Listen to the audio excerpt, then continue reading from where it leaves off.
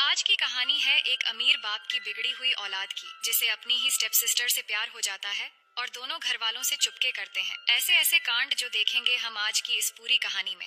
Hello दोस्तों, मेरा नाम है इशिता और कहानी की शुरुआत में हम नोआ नाम की एक लड़की को देखते हैं जो अपनी मॉम के साथ उनकी बॉयफ्रेंड विलियम के घर रहने के लिए जा रही होती है। दरअसल नोआ की मॉम डैड की डिवोर्स हो चुकी थी और अब उसकी मॉम की बॉयफ्रेंड बहुत अमीर है और कुछ ही दिनों में दोनों की शादी होने वाली है। लेकिन नोआ इस शादी पर खुश नहीं है और वो एक अमीर बाप की बेटी बनना भी नहीं चाहती। तो उसकी मॉम रफेला उसे समझाती है कि हम अकेले अपनी जिंदगी को बेहतर बनाने की बार बार कोशिश नहीं कर सकते, हमें लाइफ में आगे बढ़ना चाहिए और उसके लिए एक अच्छा सपोर्ट भी चाहिए। और मैं जानती हूँ कि तुम्हारे बॉयफ्रेंड डैन से तुम्हें बिछड़कर जाना पड़ रहा है, लेकिन तुम अभी भी 17 साल की हो और वहाँ जाने के बाद तुम्हें बहुत सारे फ्रेंड्स मिल जाएंगे। फिर वो जब वहाँ पर पहुँच जाते हैं तो विलियम आकर उनका वेलकम करता है, लेकिन नोआ अपनी मॉम की बॉयफ्रेंड से अच्छे से बात नहीं करती। इसके बाद उसकी मॉम उसे घर दिखाने के लिए ले जाती है, जो कि बहुत ही खूबसूरत और शानदार होती है। पर नोआ ये सब कुछ एक्सेप्ट नहीं कर पा रही होती है। फिर उसकी मॉम उसे उसकी कमरा दिखाती है, जो बहुत ही खूबसूरत होती है। उसकी मॉम बताती है कि उसके कहने पर विलियम ने इस कमरे को नोआ की मनपसंद चीजों और फेवरेट कलर से सजाया है, तो नोआ को ये कमरा पसंद आती है। इसके बाद उसकी मॉम उसे निक के बारे में बताती है, जो विलियम का बेटा है और नोआ की स्टेप ब्रदर।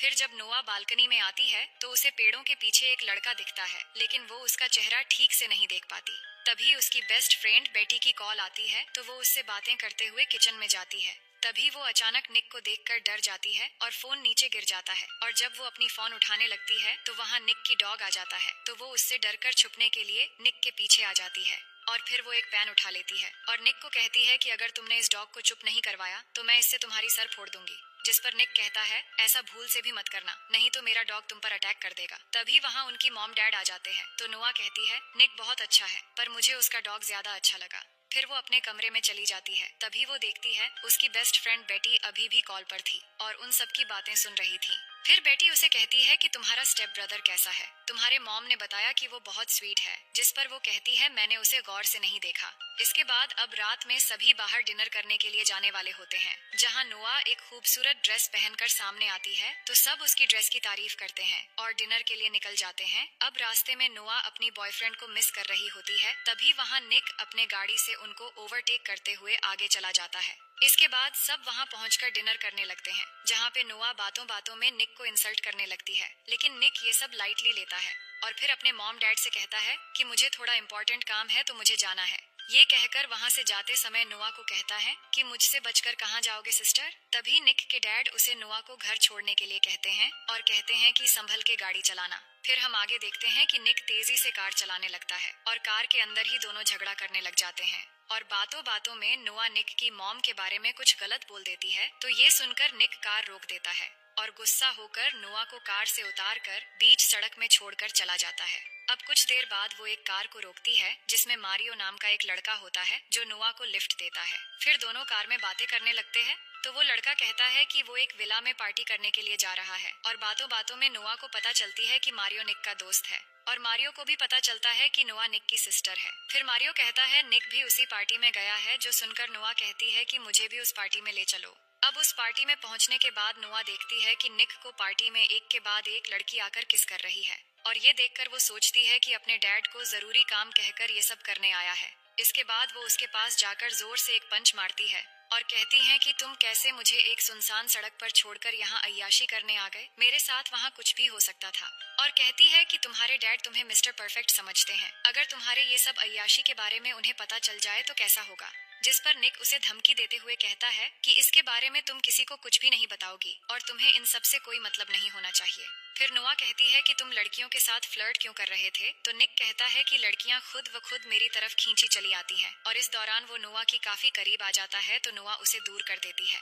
इसके बाद निक फिर से जाकर अपनी अय्याशी में लग जाता है। तभी वहाँ नोआ के पास एक लड़की आती है जो बताती है कि वो निक की बचपन की दोस्त है और बातों बातों में दोनों की दोस्ती हो जाती है। और थोड़ी दूरी पर ही हम निक को देखते हैं, जो नोआ को चिढ़ाते हुए एक लड़की को अलग ही स्टाइल से किस कर रहा होता है। फिर वहाँ रॉनी नाम का एक लड़का, जो एक गैंगस्टर था, वो नोआ से बात करने लगता है और उसे एक ड्रिंक ऑफर करता है। जिसकी एक गुट पीने के बाद नोआ को काफी अजीब लगता है। तभी वहाँ निक आकर उस लड़के को धक्का मार के नीचे गिरा देता है, लेकिन नोआ निक को चिढ़ाते हुए फिर से उस ड्रिंक को पीने लग जाती है। तो निक उस ड्रिंक को गिरा देता है और कहता है कि ये लड़के ड्रिंक में ड्रग्स मिलाकर लड़कियों को पिलाते हैं। और इसी बीच नोआ को चक्कर आने लगते हैं, जिसके बाद निक उसे घर लेके जाने लगता है।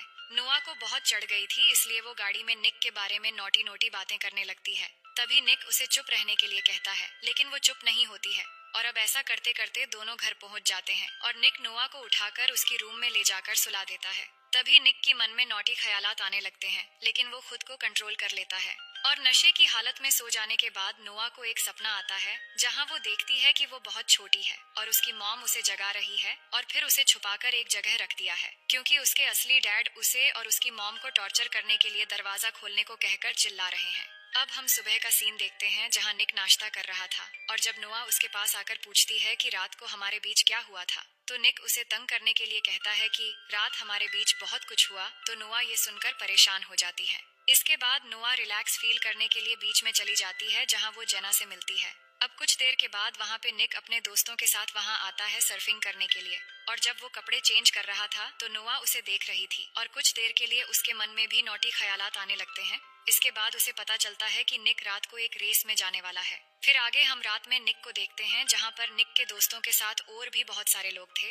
और यहाँ आज निक को रॉनी के ग्रुप के ऑपोजिट में कार रेसिंग करना है। तो दोनों कार रेसिंग के लिए रेडी हो जाते हैं और रेस शुरू हो जाती है। और अब यहाँ पर एक बहुत ही शानदार कार रेसिंग होती है और आखिरकार निक हर साल की तरह इस बार भी कार रेसिंग में जीत जाता है। और इसके बाद निक के जीतने की खुशी में सब सेलिब्रेट करने लगते हैं। तभी नोआ को एक मैसेज आता है, तो वो देखती है कि उसका बॉयफ्रेंड डैन उसकी दोस्त के साथ किस कर रहा है और ये देखकर उसे बहुत गुस्सा आ जाता है। और गुस्से में आकर डैन को चिढ़ाने के लिए पार्टी के एक लड़के को ले जाकर उसे किस करते हुए फोटो क्लिक करने लगती है। लेकिन तभी वहां निक आकर उस लड़के को भगा देता है और फिर नोआ की फोन लेकर देखता है तो समझ जाता है कि नोआ ये सब क्यों कर रही है। तभी नोआ भी कहती है कि मुझे फोटो चाहिए थी ताकि मैं अपने बॉयफ्रेंड को दिखाकर चिढ़ा सकूं।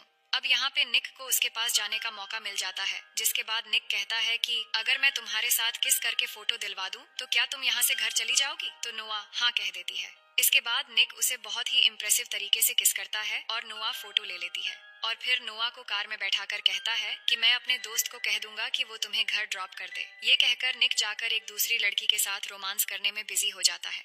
वहीं नोआ कार में बैठकर अपने बॉयफ्रेंड को चिढ़ाने के लिए वो फोटो भेज देती है और फिर ड्राइविंग सीट में आकर ऐसे ही कार को स्टार्ट कर देती है। तभी रॉनी एक कार लेकर रेसिंग लाइन में आता है और कहता है कि निक मेरे साथ दूसरी रेस करने वाला है, पर तुम कार लेकर रेसिंग लाइन में क्या कर रही हो। जिस पर नोआ कहती है कि वो रेसिंग कर सकती हैं और तभी रेस शुरू हो जाती है और नोआ के साथ रॉनी का रेसिंग कंपटीशन शुरू हो जाती है और यहाँ दोनों के बीच एक टक्कर की रेसिंग होने लगती है। वहीं निक जल्दी से आकर देखता है कि उसके जगह पर नोआ रेसिंग करने लग गई है और ये देखकर वो बहुत परेशान हो जाता है। लेकिन नोआ आखिरकार ये रेस जीत जाती है और इससे सभी खुश हो जाते हैं। लेकिन रॉनी रेस हार चुका था, इसलिए वो निक के साथ झगड़ने लग जाता है और कहता है कि तुमने गेम के रूल्स तोड़ी हैं एक लड़की को कंपटीशन में भेजकर, इसलिए हम जीत गए और तुम हार गए और अब तुम्हें ही पैसे देने होंगे और साथ ही तुम्हारे कार भी। लेकिन नोआ इस बात पर रॉनी से लड़ने लगती है, पर निक उसे वहाँ से ले जाने लगता है। तभी रॉनी नोआ को एक गाली देता है और ये सुनते ही निक गुस्से में आकर रॉनी को मारने लगता है और इससे दोनों ग्रुप के बीच लड़ाई शुरू हो जाती है।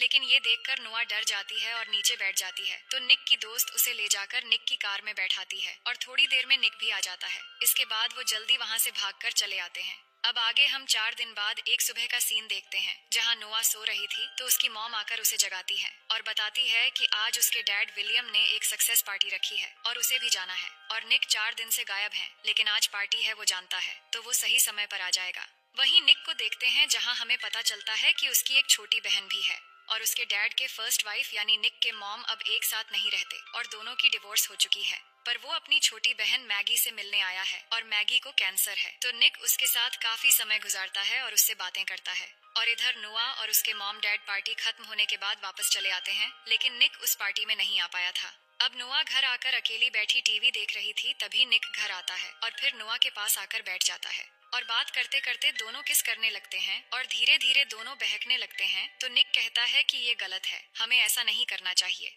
तभी नोआ की मॉम वहां आ जाती है और निक को उसके डैड की सक्सेस पार्टी में न आने के लिए उसके डैड से बात करने के लिए कहती है, तो वो चला जाता है। फिर अगले दिन नोआ अपनी कार वॉश कर रही थी, तभी वो देखती है कि निक उसे देख रहा है तो वो निक को दिखाने के लिए खुद को पानी से भिगोने लगती है और निक ये देखकर हंसने लगता है। लेकिन तभी नोआ की मॉम नोआ के बॉयफ्रेंड डैन को उससे मिलवाने ले आती है। लेकिन नोआ ने जब से वो किसिंग फोटोज देखी थी तब से वो उसे नफरत करने लगी थी, इसलिए वो उससे ठीक से बात नहीं करती। लेकिन नोआ का बॉयफ्रेंड उसे किस करने लगता है तो नोआ मुंह फेर लेती है। इसके बाद नोआ की मॉम डैन को घर ले जाती है।